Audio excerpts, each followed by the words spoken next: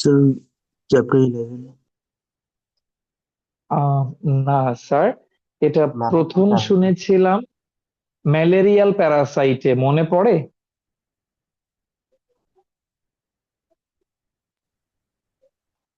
Yes, জি, Yes, sir. Malarial প্যারাসাইটে। আমি কি ভুল বলছি না ঠিক আছে? দেখো,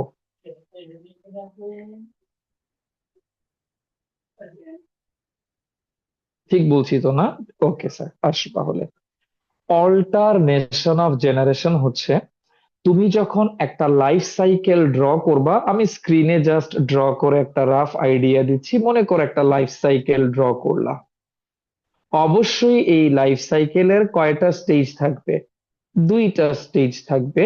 একটা হচ্ছে গ্যামেটোফাইটিক স্টেজ, আর একটা হচ্ছে স্পোরোফাইটিক স্টেজ। এবং সেটাকে এইভাবে দুই ভাগ করে দেখাতে হবে। একদিকটা একটা পোর্শন হচ্ছে এই, আরেকটা পোর্শন হচ্ছে টোয়াইজেন। যেমন আমাদের ক্ষেত্রে এন টোয়াইজেন, এন কম টোয়াইজেন বেশি।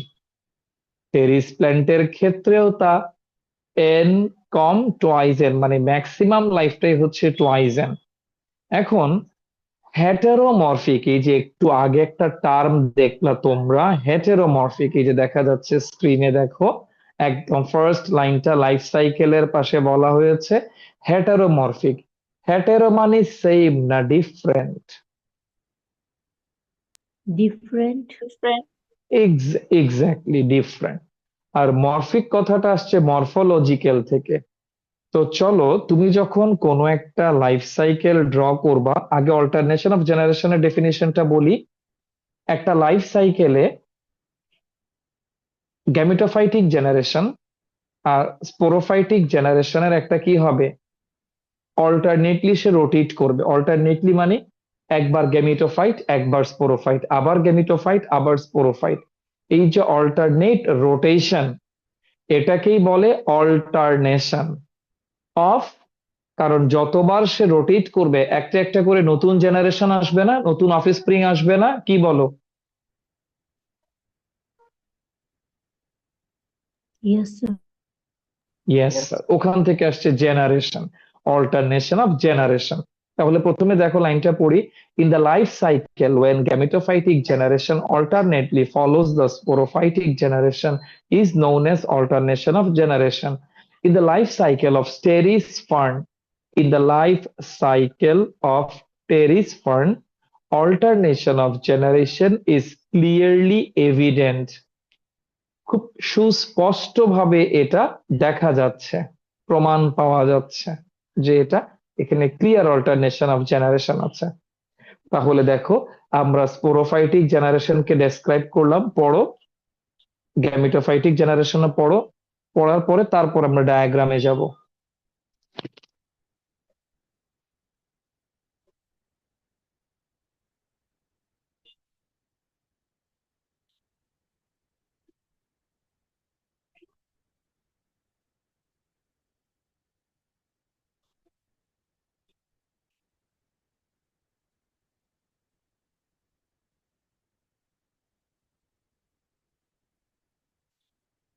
ওয়েল, এখান থেকে কিছু আক্স করবা? এগুলা তোমরা আগেই পড়ছো, এটাকে জাস্ট এখন একটু সামারি করা হয়েছে।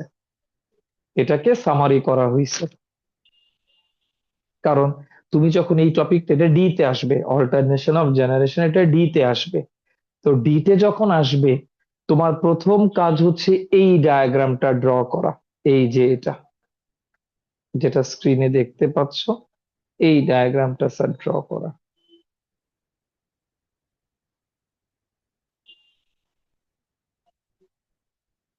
এই যে এটা, আমরা একটু ডায়াগ্রামটা দেখি তো ভালো করে। এটা আমার জন্য ফরজ কাজ, কারণ ডায়াগ্রাম ড্রয়িং ছাড়া এই কোয়েশ্চেনটার অ্যান্সার কমপ্লিট হবে না। ভালো করে দেখো, আমরা একটা সাইড থেকে শুরু করি। চলো, আমরা শুরু করতে চাই। Let us take this entire terrace plant. আমরা এখান থেকে শুরু করি, চলো। একটা ম্যাচিউর টেরিস প্ল্যান্ট, এরপরে তার লিফের মার্জিনকে দেখানো হচ্ছে ব্যান্ড করে। আচ্ছা, এই স্ট্রাকচারটার নাম তোমাদের মনে আছে? এই যে বলেছিলাম, পাতাটা যে ভেতরের দিকে ব্যান্ড করছে, এই যে একটা পোর্শন, সেমিলুনার শেপ স্ট্রাকচার ঢেকে রাখছে, এটার নাম কি?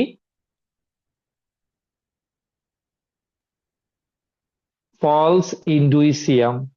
এটার নাম হচ্ছে ফলস ইন্ডুইসিয়াম। ইন্ডুইসিয়াম মানে কাভারিং। ফলস ইন্ডুইসিয়ামের ওই জায়গাটাতে প্লাসেন্টা আছে, এবং প্লাসেন্টা থেকে অনেকগুলো কি গ্রো করেছে? প্লাসেন্টা থেকে অনেকগুলো কি গ্রো করেছে? সোরাই। সোরাই, ভেরি গুড। দেন সেই সোরাই হচ্ছে কার ক্লাস্টার? Orangium. Sporangium. স্পোরাঞ্জিয়াম। এই দেখো একটা স্পোরাঞ্জিয়ামকে নেওয়া হয়েছে। দেন স্পোরাঞ্জিয়ামের যে পার্টটাতে থিন সেল থাকবে ওই দিকটা হচ্ছে স্টোমিয়াম, ওটা রাপচার করেছে। দেন রাপচার করার আগে সেখানে স্পোর মাদার সেল। আচ্ছা, বলেছিলাম প্রথমে সেখানে স্পোরোজেনাস টিস্যু কয়টা থাকে, মনে আছে তোমাদের? Sir, 8টা সেল থাকে, তাই না স্যার? 8টা সেল একবার মাইটোসিস করে করে কয়টা হয়? 16. 16টা। এই 16টা সেলের নামই হচ্ছে স্পোর মাদার সেল, এসএমসি। তাহলে এখানে মিওসিস হলো একটা সেল থেকে 4টা হলে 16, 4 যা 64 টোটাল। একটা স্পোরাঞ্জিয়াম থেকে 64টা স্পোর প্রডিউস হবে। তো আর্লিয়ার স্টেজে দেখো এই যে বলা হয়েছে স্পোর 4টা একসাথে আছে, স্পোর টেট্রাড। লেটার স্পোর গুলো কি হয়ে যায়? সলিটারি হয়ে যায়, সেপারেট হয়ে যায়। দেন স্পোর জার্মিনেট করতেছে, দেখো ডায়াগ্রামে বোঝানো হয়েছে। স্পোর জার্মিনেট করে কি ফর্ম করছে দেখো? Prothallus. প্রোথেলাস ফর্ম করছে। প্রোথেলাসের ভেতরে আছে বটম সাইডে অ্যানথেরিডিয়াম, অ্যাপিক্যাল নচের দিকে আর্কিগোনিয়াম। দেন দেখো স্পার্ম এন্ড ওভাম তৈরি হইছে, ফিউজ হইছে, ফিউজ হয়ে এই যে দেখো পরবর্তী ডায়াগ্রামে কি বোঝাচ্ছে?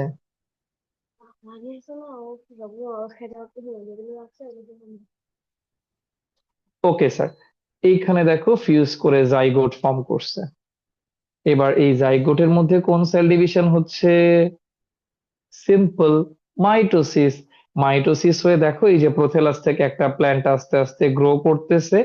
দেন এই প্ল্যান্টটাই একটা স্টেজে ম্যাচিউর হয়ে এই টেরিস প্ল্যান্ট হয়ে গিয়েছে। ইজি না টাফ বলো? Easy আছে তো স্যার।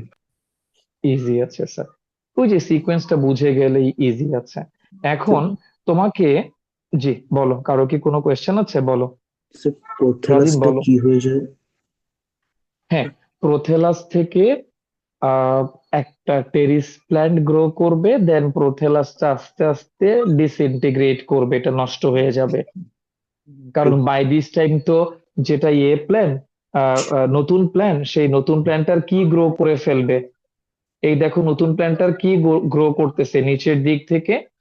রুট গ্রো রুট করতেছে। গ্রো করতেছে। রুট, রাইট রাইট, রুট যদি গ্রো করে তাহলে কি আর প্রোথেলাসকে দরকার আছে? No sir.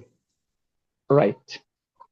এখন আসো স্যার, এইখানে দুইটা জিনিস আমাদের খুব ভালো করে খেয়াল করতে, সরি স্যার, দুইটা জিনিস স্যার খেয়াল করা লাগবে। এক নাম্বার হচ্ছে আমাকে আস্ক করা হবে যে কেন টেরিস প্ল্যান্টের লাইফ সাইকেলটাকে বলা হয়ে থাকে হেটেরোমরফিক।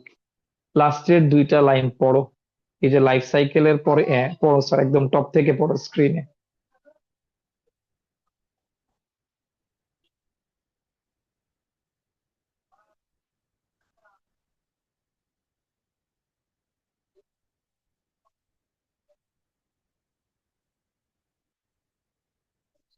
তাহলে প্রথমে আসো ডিপ্লোবায়োন্টিক, আগে এটা বুঝাই। যেই লাইফ সাইকেলে এখানে বলা হয়েছে both sporophytic and gametophytic stages are equal, এটা আবুল হাসান স্যারের বইয়ের ডেফিনেশন, বাট আমি এটার সাথে এগ্রি করছি না। আমি ডিফারেন্সটা বলি। লাইফ সাইকেল দুই রকমের, হ্যাপ্লোবায়োন্টিক, ডিপ্লোবায়োন্টিক। যদি একটা লাইফ সাইকেল ড্র করতে গিয়ে, এটা তোমাদেরকে আগেও কখনো একবার আমি বুঝাইছিলাম আমার যতটুকু মনে পড়ে।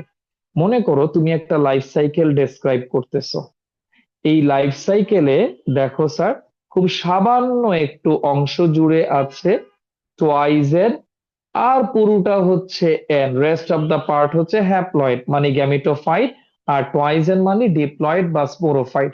তাহলে এই লাইফ সাইকেলে কোনটা ডমিনেন্ট, গ্যামিটোফাইট নাকি স্পোরোফাইট, মানে হ্যাপ্লয়েড নাকি ডিপ্লয়েড?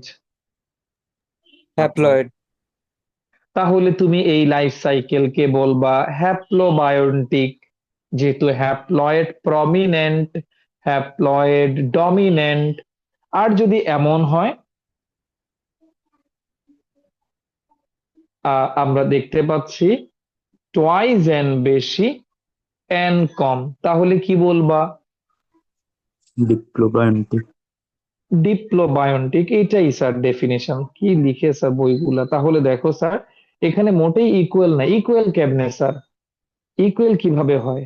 মেজরিটি পোর্শন, এখানে স্পোর হচ্ছে একটা হ্যাপ্লয়েড স্ট্রাকচার, স্পোর জার্মিনেট করে প্রোথেলাস তৈরি করবে, দেন প্রোথেলাসের ভেতরে আর অ্যান্থেরিডিয়াম। ইভেন এখানেও তো ডায়াগ্রামে দেখা যাচ্ছে যে মেজরিটি পোর্শনটা কভার করবে স্পোরোফাইটিক বা ডিপ্লয়েড লাইফ। এই জন্য এরকম লাইফ সাইকেলকে ডিপ্লোবায়োন্টিক লাইফ সাইকেল বলা হয়। এখন দেখো, যেটা আমাকে পরের লাইনে লিখতে হবে, হেটেরোবায়োন্টিক বা হেটেরোমরফিক কেন বলে? বলার কারণ হচ্ছে এখানে দুইটা স্টেজ, তাদের দেখো অনেকগুলা শেপ, অনেকগুলা ডিফারেন্ট স্ট্রাকচার তুমি পাচ্ছ। Placenta, Soros, sporangium, spore mother sell, তারপরে আবার প্রোথেলাস, স্পাম, ওভাম, মানে অনেকগুলো লাইফ সাইকেল দুইটা স্টেজেই আছে। এই কারণে তাকে বলা হয় যে দুটো সেম না, মানে অনেকগুলো শেপের ডিফারেন্স আছে এখানে। সোরাস একটা স্ট্রাকচার, স্পোরাঞ্জিয়াম একটা স্ট্রাকচার, প্রোথেলাস আর একটা স্ট্রাকচার, প্রোথেলাসের মধ্যে অ্যান্থেরিডিয়াম একটা স্ট্রাকচার, আর্কিগুনিয়াম একটা স্ট্রাকচার। তার মানে এখানে তাদের ওভারঅল যে লাইফ সাইকেলের সেই পার্সপেক্টিভে তাদের মধ্যে অনেক কি আছে, বৈচিত্র্যতা আছে, ডাইভার্সিটি আছে, মানে মরফোলজিক্যালি তারা একই রকম না, মরফোলজিক্যালি ডিফারেন্ট। এই জন্য বলা হয়েছে দুইটা লাইফ সাইকেলকে একসাথে হেটেরোমরফিক অল্টারনেশন অফ জেনারেশন অথবা হেটেরোবায়োন্টিক অল্টারনেশন অফ জেনারেশন। দেখো ক্লিয়ার হলো কিনা? লাইফ সাইকেলটা আমি আবার বলি, তুমি যখন ডেসক্রাইব করবা এই যে এই জায়গা থেকে শুরু হবে। দেখো স্যার, এই দেখো স্ক্রিনে যা লেখা আছে এই সব তোমাকে লিখতে হবে। তুমি প্রথমে ইন্ট্রোডাকশনটা দিলা, ইন্ট্রো দেওয়ার পরে স্পোরোফাইটিক জেনারেশনটা লিখলা, লিখার পরে ডায়াগ্রাম ড্র করে ফেলবা, লাইফ সাইকেলটা ড্র করে ফেলবা। লাইফ সাইকেল ড্র করলা, লেবেলিং করলা, লেবেলিং করার পরে ক্যাপশন দিলা যে এটা হচ্ছে অল্টারনেশন অফ জেনারেশন। দেন কাকে ডেসক্রাইব করবা? গ্যামিটোফাইটিক জেনারেশনকে। ঠিক আছে, শেষ। তারপরে গিয়ে কনক্লুশন টানবা এইটা দিয়ে, এই যে লাস্টের যে তিনটা লাইন আছে, যে কেন এটাকে হেটেরোবায়োন্টিক অথবা হেটেরোমরফিক বলা হয়, এটা দিয়ে তুমি কনক্লুশন টানবা। তা হয়ে গেল একটা 4 মার্কের কোয়েশ্চেনের অ্যান্সার। এবার আসো ইকোনমিক ইম্পর্টেন্স, এটার অর্থনৈতিক গুরুত্ব কি, টেরিস প্ল্যান্টের ভ্যালুটা কি? তুমি কি জানো টেরিসকে বলা হয় ঢেকি শাক? স্যার ডেকি শাক কি? ঢেকি, হ্যাঁ ঢেকি শাক, এই যে টেরিস প্ল্যান্ট এটাকেই ঢেকি শাক বলে। এবং এটা তুমি যদি এখন তো আমি অনেক বাজারেই দেখতে পাই, রিয়াজুদ্দিন বাজারে দেখা যায়। আর এটা বেশি দেখতে পাবা স্যার এই ট্রাইবাল যে বাজারগুলো আছে, রাঙামাটি, বান্দরবান, ওইখানে দেখবা যে এটাকে এত অ্যাভেলেবল সেল করা হচ্ছে, ঢেঁকি শাক হিসেবে এটাকে খাওয়া হয় আর কি। Can be taken as a spinach, যদিও এটাকে পালং শাকের মতো বলা হয়েছে, স্পিনাচ মানে হচ্ছে পালং শাক, বাট পালং শাক না, এটাকে বলা হয় ঢেঁকি শাক। Number 2, can be used as fertiliser. মনে করো ফিল্ডের মধ্যে তুমি একেবারে ড্রাই সয়েল, তুমি মাত্র কাল্টিভেট করবা, তখন বিভিন্ন জায়গা থেকে টেরিস প্ল্যান্ট গুলাকে এনে এটাকে মাটির সাথে মিশিয়ে দেয়া হয়, এটাকে ফার্টিলাইজার হিসেবে ইউজ করা হয়। Used in decoration of home, এটা হোমে না অ্যাকচুয়ালি ফ্লাওয়ার বুকের যে দোকানগুলো আছে সেখানে বড় বড় ফ্লাওয়ার বুকে তৈরি করার সময় টেরিসের পাতাগুলাকে ইউজ করা হয়। বুঝছো? Yes, sir. ওকে, এবার আসো, তোমাকে 2 মার্কসের একটা কোয়েশ্চেন দেয়া হচ্ছে, সেটা হচ্ছে what are the identifying characters of teres? What are the identifying characters of teres? পড়তে থাকো, যেখানে আটকাবা সেখানে কোয়েশ্চেন আস্ক করবা।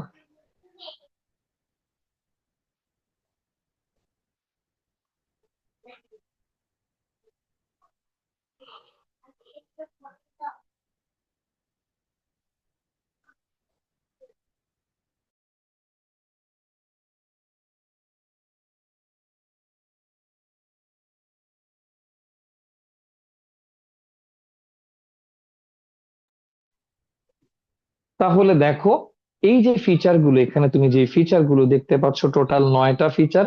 বলো আমাকে, এই ফিচার গুলো আগে তুমি পড়ে আসছো না? ইয়েস স্যার, জি স্যার, এগুলো পড়ে আসা হয়েছে। তাহলে তুমি যদি আগে পড়ে ফেলো, তোমার ফিচার গুলো লেখা তোমার জন্য কোনো ব্যাপারই না। তো আসলে 2 মার্কসের কোয়েশ্চেন আসলে এতগুলা ফিচার লেখার কোনো মানেই হয় না, এটা আবার বাড়াবাড়ি। তুমি সর্বোচ্চ 4টা ফিচার লিখবা। কোয়েশ্চেনকে লেংদি করার চেষ্টা করিও না স্যার, বরঞ্চ একটা স্ট্যান্ডার্ড স্টেজে নিয়ে আসো, যাতে তুমি মোটামুটি একটা স্ট্যান্ডার্ড লিখে লিখে ভালো মার্কস পেতে পারো। তুমি বায়োলজি পরীক্ষা বোর্ড এক্সামে যদি এক্সট্রা পেজ নাও, এটা তোমার জন্য মোটেই ভালো কিছু হবে না। কেননা বোর্ড এক্সামে যে কপিটা দিবে, এত থিক একটা কপি দিবে, মোটা একটা কপি দিবে, ওইটা লিখে তুমি শেষ করতে পারবে না। তুমি 5টা সিকিউর জন্য এক্সট্রা পেজ নেওয়া মানে তুমি ইন্টেনশনালি লাইনগুলোকে অনেক গ্যাপ রেখে লিখে বড় বড় করে ওয়ার্ড গুলা লিখছো, অনেক বেশি লাইন মেক করছো, যেটা কোয়াইট আননেসেসারি। এটা করিও না স্যার। নর্মাল তোমার যে ফন্ট সে অনুযায়ী লিখবা, বেশি বড় করার দরকার নাই, মোটামুটি একটা স্ট্যান্ডার্ড বজায় রাখবা। তো ডিয়ার স্টুডেন্টস, এর মাধ্যমে আমাদের টেরিস প্ল্যান্ট রিলেটেড স্টাডি শেষ হতে যাচ্ছে। That was the last topic of this chapter. এখন তুমি চাইলে আমাকে কিছু আস্ক করতে পারো যে স্যার, টেরিস Sir, প্ল্যান্ট বা এই চ্যাপ্টার থেকে তোমার কোনো কোয়েশ্চেন আছে কিনা। Yes sir, listening. Sir, first sporophytic then gametophytic, ওই দুটো এক্সপ্লেন করার পরে কি ফিগারটা ড্র করব? নিয়ম হচ্ছে দুইটার মাঝে ড্র করবা। স্পোরোফাইটিকটা ডেসক্রাইব করে ফেললা, দেন তুমি ডায়াগ্রামে গেলা, ডায়াগ্রামের পরে গ্যামেটোফাইটিক দিলা, তারপরে কনক্লুশন টানলা যে কেন এটাকে হেটেরোবায়োন্টিক বা হেটেরোমরফিক অল্টারনেশন অফ জেনারেশন বলা হয়। Soha, thank you sir. Most welcome. Any more question from your side? তাহলে এখানে একটু বলে নেই, এই চ্যাপ্টারে 2টা সেগমেন্ট, একটা হচ্ছে ব্রায়োফাইটা আর একটা হচ্ছে টেরিডোফাইটা। তুমি বলো কোনটা ইম্পর্টেন্ট মনে হচ্ছে তোমার কাছে, মানে কোনটা থেকে সিকিউ আসতে পারে মনে করো, দেখি বলো তো। sir, pteridophyta. কোনো ডাউট নাই sir, pteridophyta. Pteridophyta more important এবং এটা একটা বড় সেগমেন্ট। Yes, sir. দুইটাই পড়বা, দুইটাই পড়বা স্যার, সাজেস্টই পড়তে যাইও না, সবগুলা টপিক টাচ করে যাবা। এর মধ্য থেকে যতটুকু তোমার মাথায় থাকে সেটা দিয়ে তুমি এক্সাম দিবা। তো ঠিক আছে, Okay. তোমাদের মূল্যবান সময় আর নষ্ট না করি, কোনো কোয়েশ্চেন আস্ক করবা? No, sir, nahi.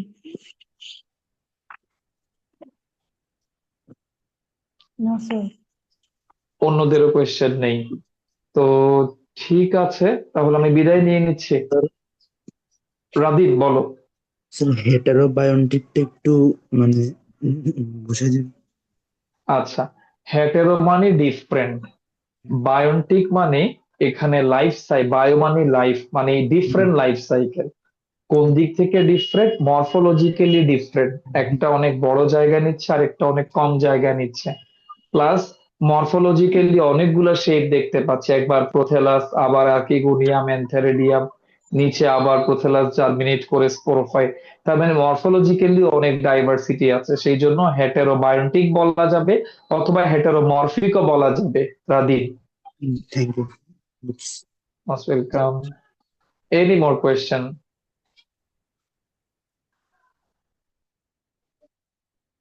ওকে স্যার, ঠিক আছে, ভালো থাকো, তাহলে বিদায় নিয়ে নিচ্ছি। আল্লাহ হাফেজ, আসসালামু আলাইকুম। আসসালামু আলাইকুম। Assalamualaikum, sir.